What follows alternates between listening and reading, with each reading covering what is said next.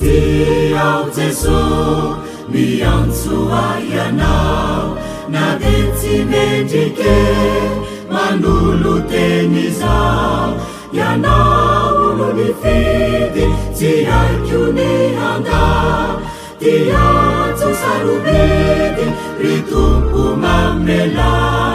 ny eloko rehetra diovy ao avazy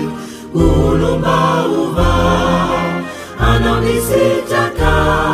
omendrika tokoa ny antsonao Jesosy.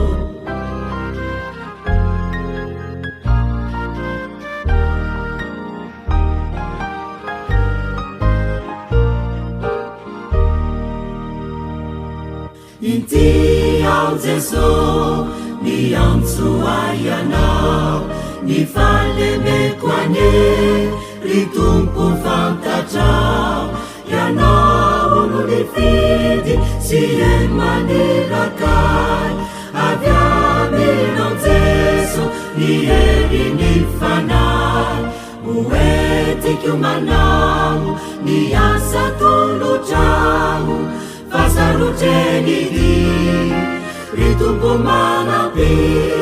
omendrika tokoa ny antsonao Jesosy.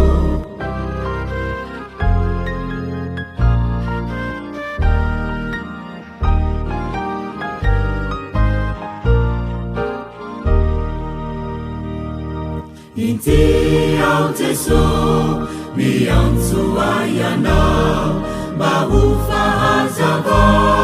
n'izao tontolo izao ianao olo nifidy aio fanasina anefa ny hadidy lehibe sy masina koa masino tompo vavononao anompo momba ny herinao hitondray vaovao omendrika tokoa ny antsonao Jesosy.